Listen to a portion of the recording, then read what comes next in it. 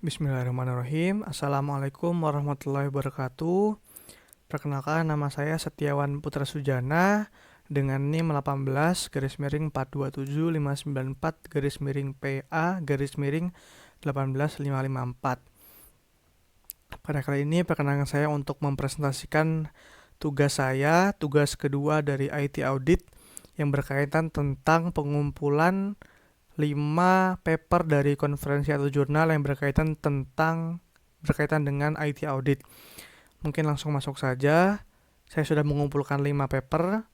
Yang pertama adalah IBAXA, an interactive tool for building automation and control systems auditing and smartness evaluation. Nah, jadi latar belakangnya adalah bahwa bangunan masa depan itu memerlukan sebuah standarisasi agar layak dikategorisasikan sebagai sebuah bangunan yang baik atau layak seperti itu. Nah, jadi IBAXA ini adalah tool yang digunakan untuk otomasi audit sebuah bangunan yang harus memenuhi beberapa standar. Nah, beberapa aspek akan dinilai berdasarkan 5 aspek. Yang pertama kenyamanan yang mutlak, lalu penghuni yang disuguhi dengan informasi, lalu tentang efektivitas atau tentang hemat energi, lalu tentang bagaimana pemeliharaan strategis, dan yang kelima penyesuaian dengan jaringan energi. Nah, jadi yang dimaksud di sini adalah nanti beberapa aspek atau fasilitas yang ada di sebuah bangunan akan dinilai berdasarkan 5 variabel ini. Misalkan kita akan menilai tentang pencahayaan sebuah bangunan. Nah, pencahayaan ini bagaimana kenyamanannya? Apakah terlalu terang sampai menyakiti mata atau terlalu gelap sampai tidak terlihat, seperti itu. Lalu tentang pencahayaan ini bagaimana tentang penggunaan energinya? Apakah hemat energi, apakah efektif atau sebuah pembuangan energi yang sia-sia? Lalu bagaimana pemeliharaan pencahayaan ini? Bagaimana usaha yang dilakukan untuk menjaga pencahayaan agar tetap baik, seperti itu. Nah, banyak lagi fasilitas atau aspek yang akan dinilai, misalkan tentang pencahayaan, tentang pendinginan sebuah bangunan, bagaimana tentang pemanas di bangunan dan lain sebagainya. Nah, beberapa aspek atau fasilitas yang dinilai ini nanti akan diberikan skor yang akan dikategorisasikan pada assessment class. Dalam kasus ini ada A, B, C, D, E, dan assessment rating tertentu. Dalam kasus ini very good, good, normal, dan lain sebagainya. Seperti itu. Jadi IBAXA ini adalah bagaimana automasi dari penilaian audit terhadap sebuah bangunan, kayak gitu. Lalu lanjut ke paper yang kedua adalah Organizational and Environmental Influence in the Adoption of Computer Assisted Audit Tools and Techniques CAATTS by Audit Firms in Malaysia.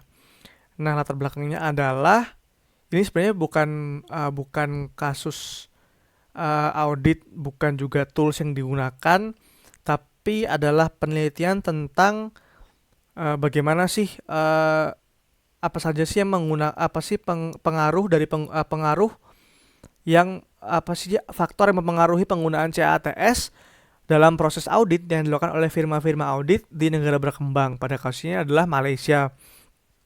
Nah, jadi hipotesis awalnya adalah bahwa penggunaan CATS itu masih rendah penggunaannya oleh firma audit di negara berkembang. Sebelumnya CATS ini adalah Computer Assisted Audit Tools and Techniques. Jadi tools atau teknik audit yang berbasis komputer. Nah, paper ini menguji beberapa faktor yang sekiranya mempengaruhi besar atau kecilnya adopsi atau penggunaan CATS pada firma audit di negara berkembang. Hasilnya menunjukkan bahwa ada beberapa faktor. Yang pertama adalah ukuran organisasi. Besar kecilnya organisasi mempengaruhi juga penggunaan CATS. Lalu yang kedua adalah kompleksitas sistem. Seberapa kompleks sistemnya itu mempengaruhi penggunaan CATS, dan terakhir dukungan-dukungan dari pihak luar. Seperti itu. Itu yang mempengaruhi besar kecilnya penggunaan audit berbasis komputer pada firma audit di negara berkembang. Kayak gitu. Lalu yang ketiga adalah paper berjudul Research Electronic Data Capture (REDCap) Used as an Audit Tool with a Built-in Database. Jadi latar belakangnya adalah kasus pelayanan antimikroba di rumah sakit regional di wilayah Denmark Tengah. Nah, jadi ceritanya ada sebuah pelayanan antimikroba eh, pada 720 pasien seperti itu. Nah, pada awalnya dua orang pakar akan mengaudit, akan menilai bagaimana keseluruhan diagram alir dari pelayanan antimikroba ini, mulai dari bagaimana pendaftarannya, apa yang dilakukan, bagaimana proses yang terjadi di dalamnya, dan bagaimana feedback atau hasil akhirnya seperti itu. Dua orang pakar ini akan mengaudit, berdiskusi tentang diagram alir ini apakah sudah baik dan benar atau ada yang perlu direvisi dan segala macamnya. Lalu ditambahkan pula dengan pakar ketiga yang untuk membantu diskusi. Nah, pada akhirnya disimpulkan bahwa ternyata intervensi atau hasil diskusi dengan masuknya pakar ketiga tidak berpengaruh sama sekali terhadap hasil audit.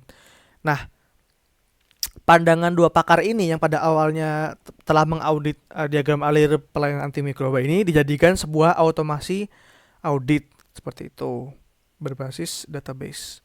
Lalu yang keempat adalah audit tool for assessing child sexual abuse prevention content in school policy and curriculum. Jadi audit ini bertujuan untuk menilai sebuah bagaimana kemampuan dan keefektivitasan kebijakan kebijakan dan kurikulum untuk pencegahan pelecehan seksual anak di 32 sistem sekolah Australia. Jadi ini tentang kemampuan dan bagaimana sebuah kebijakan dan kurikulum ini bisa komprehensif untuk mencegah pelecehan seksual untuk anak di sekolah. Nah, proses audit ini dimulai dengan mengkolek atau mengumpulkan data-data berkaitan dengan kebijakan dari pemerintah dan dari sekolah, lalu juga kurikulum dari sekolah, lalu dilanjutkan dengan proses ekstraksi atau proses breakdown poin per poin bagaimana kebijakan di kurikulum ini, lalu memahaminya, lalu dilanjutkan dengan meminta pandangan dari stakeholder yang ada. Dalam kasus ini kita bisa ambil ada sekolah, ada pihak dari guru terkait, ada pihak dari mungkin anak murid tersendiri dan juga dari orang tua. Nah, ini jadikan sebuah review, lalu dinilai tentang kelebihan dan kekurangannya, apakah dan dimatchkan dengan sesuai dengan harapan atau tidak seperti itu dan sebagainya. Dan paper yang terakhir adalah tentang berjudul School Walkability Index Application of Environmental Audit Tool and GIS.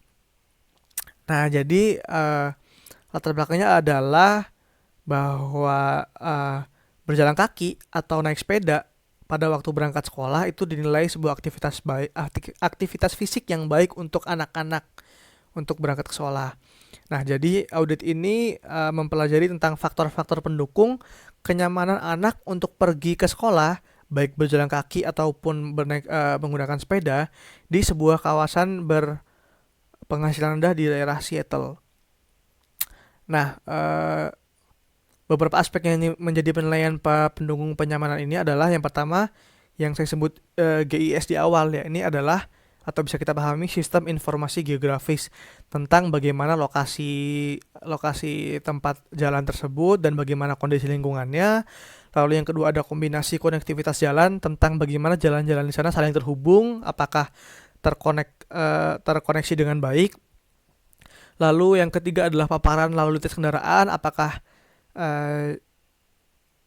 apakah jalan yang dilalui anak-anak ini terlalu dekat dengan jalan raya atau bagaimana. Lalu yang terakhir adalah kepadatan pemukim. Nah, ini adalah 5 paper yang berhasil saya kumpulkan berkaitan tentang IT audit. Tidak semuanya berkaitan dengan tools yang digunakan dalam proses audit, namun ada juga beberapa kasus terkini yang dinilai seperti tadi misalkan tentang antimikroba dan juga tentang misalkan tadi berangkat anak sekolah. Lalu ada juga yang tidak berkaitan dengan tools juga, misalkan tadi tentang bagaimana penggunaan CAT oleh firma audit di negara berkembang dan lain sebagainya. Nah, ini paper-paper yang berhasil saya kumpulkan, referensinya saya cantumkan di sini. Kebanyakan saya ambil dari Science. Mohon maaf saya sedikit lupa. Science Direct. Mayoritas saya ambil dari Science Direct. Jadi begitu kurang lebih presentasi dari saya berkaitan tentang 5 paper yang berkaitan tentang IT audit. Begitu saja, kurang lebihnya mohon maaf. Wassalamualaikum warahmatullahi wabarakatuh.